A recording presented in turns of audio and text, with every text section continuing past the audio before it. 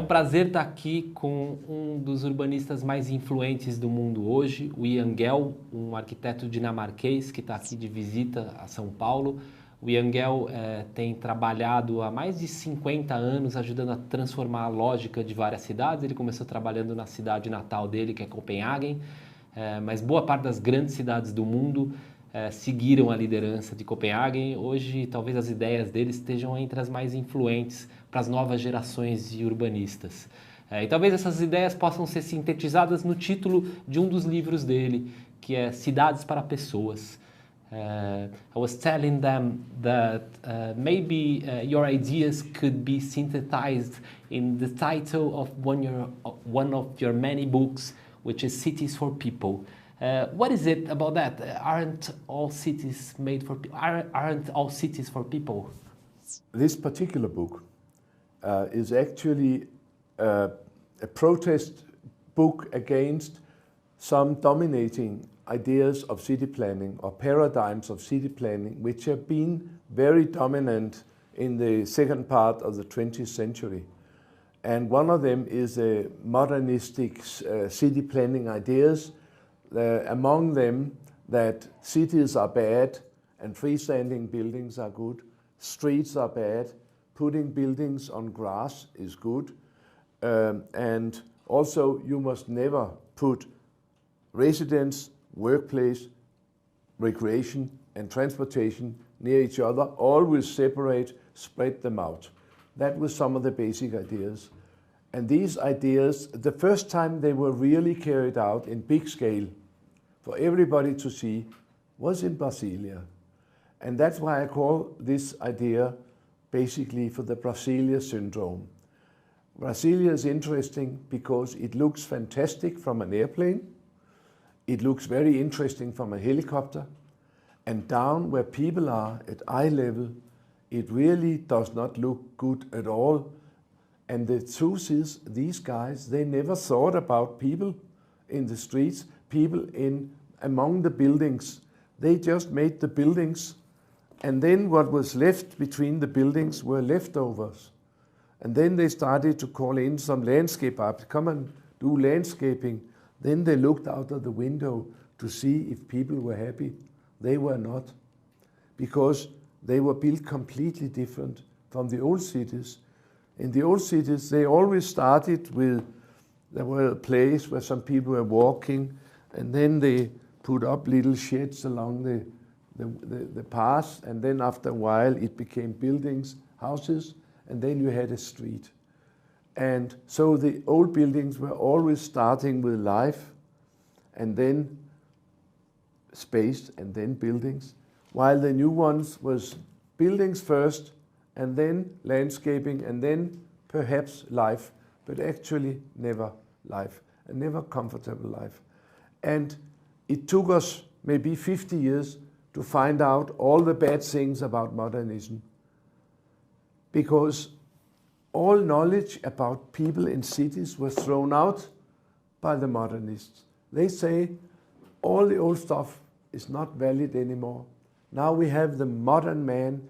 Everything should be different from everything else. But Homo sapiens is still this high. He's still a walking animal. We still have the same biological history. We still have a horizontal sense apparatus. We still can see only so far and so far. So all the basic things are the same, but now it's called modern man. But he kisses the same way. He looks at the girl the same way. He stands in the corners the same way. Everything is the same from Homo sapiens. So the only one which changed were the city planners. And it's taken us 50 years really to prove that that kind of city planning is not humanistic, it's not people-friendly, and we can do much better existing cities, we can repair them, and we can do much better new cities than Brasilia or than many of the stuff you can see here in Sao Paulo. And this is what I hope we increasingly can see. We really saw from around 2000 a change in paradigm, no more modernism, no more car invasion.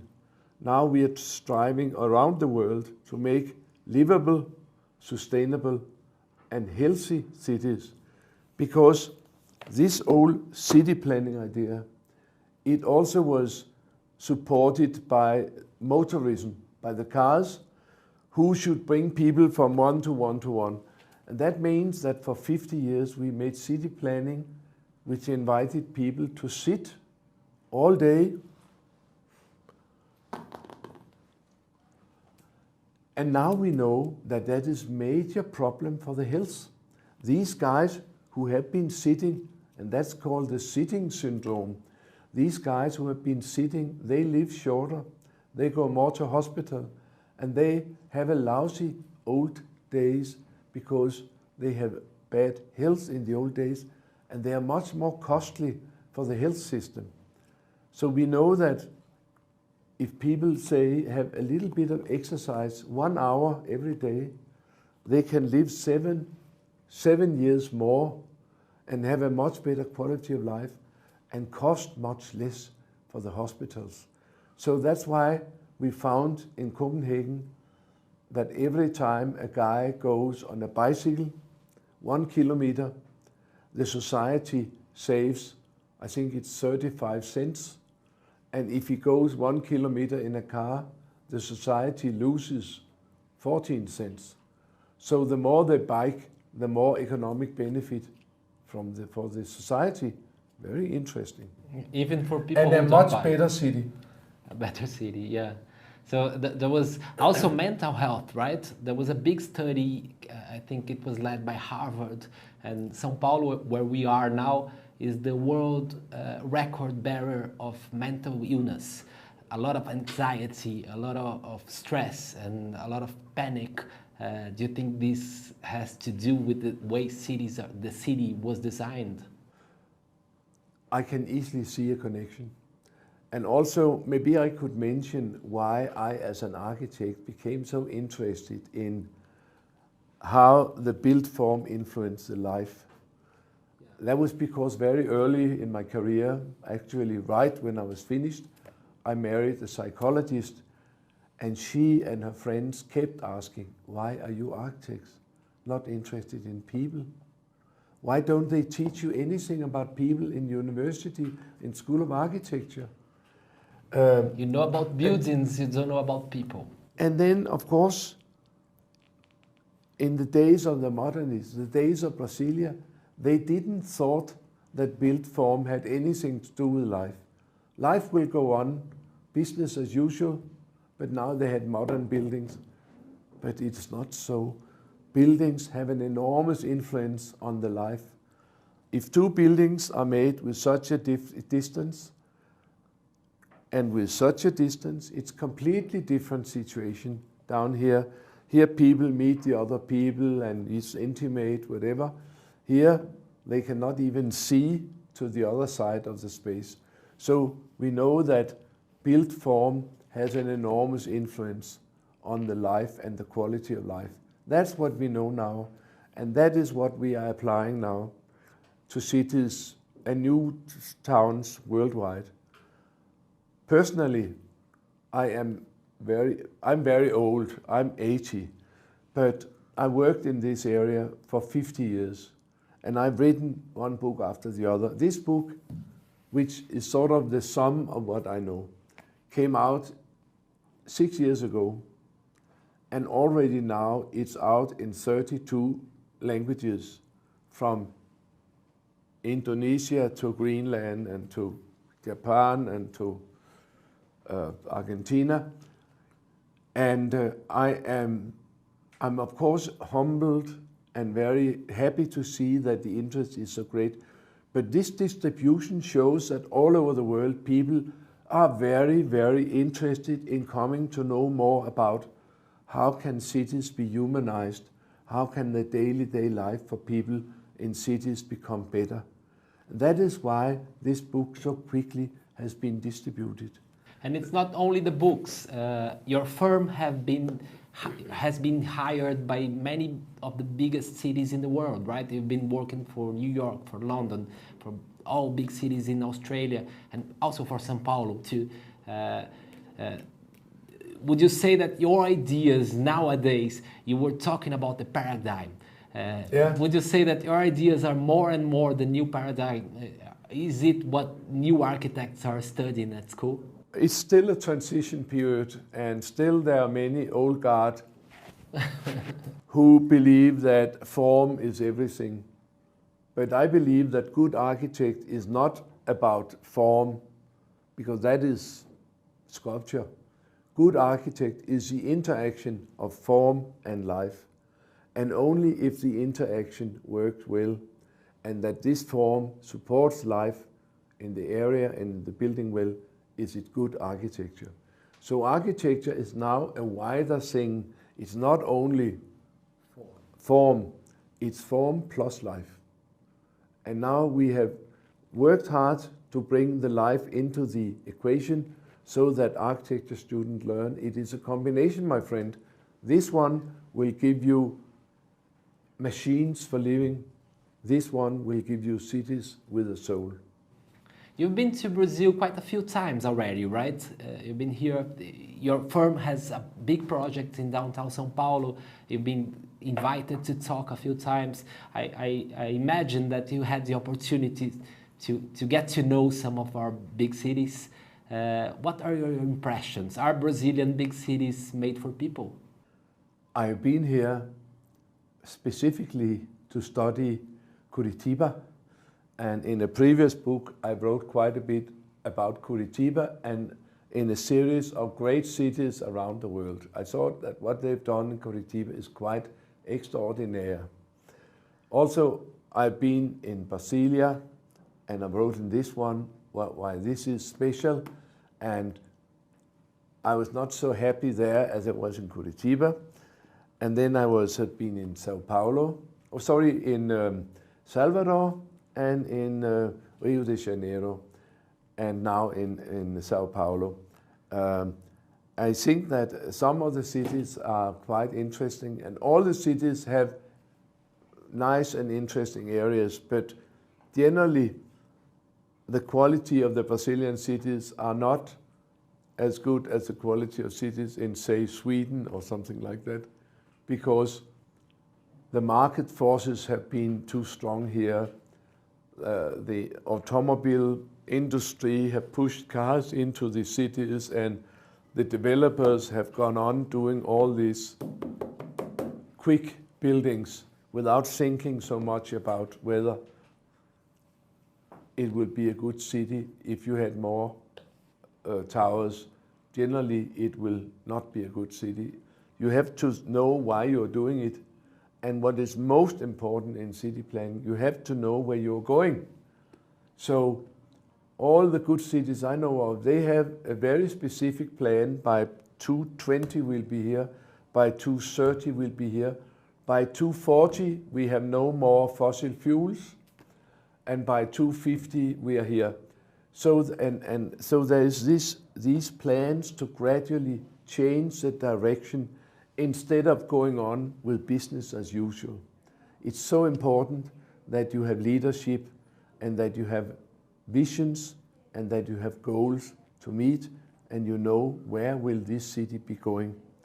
And this I could challenge all the Brazilian cities, actually all cities in the world, to have these goals, because we can't go on using fossil fuel, polluting the air, challenging the climate, and being more and more fat, and having a lousy life, and being afraid of each other. We have to address these things which are vital for the well-being of Homo sapiens. If you follow public debate about cities here in Brazil, in São Paulo specifically, you will listen to lots of people who will tell you, okay, bikes are cool, they're cute, Copenhagen is incredible, but São Paulo is not Copenhagen. You know, there are 100 times more people here, and you can see it. It's a place with a lot more urgent social problems and with less money. Why bother, you know? São Paulo is so far away from Copenhagen. Why trying? It's not about Copenhagen at all. It's about Homo sapiens. And I gather that there are Homo sapiens living here also. And these kind of humanistic city planning ideas, they can be used on all levels, from a little village of 100 people to a big city in Africa of 30 million people, or Tokyo. And it's not about copying Copenhagen, because for every city there will be specific solutions. The only thing we know is that the motor car is on its way out. Driving is going down in America and Australia. Public transportation is on its way up around the world. Bicycling also is on the way up around the world, because it is very smart to climate and to health. So there's a number of things changing, and we know that we have to find new ways of mobility, because the old idea of mobility of the motor car, that every individual have 4 rubber wheels and that will give you mobility, that is not true in cities. It's really a horrible mode of mobility in dense cities. It's technology which is far outdated, and we're just going on blindly. And I think that in just 25 or 20 years, we'll see rapid and drastic changes in the way we organize mobility in cities, because what we do now is not smart, and having more of that doesn't make us twice as happy, it makes us twice as unhappy.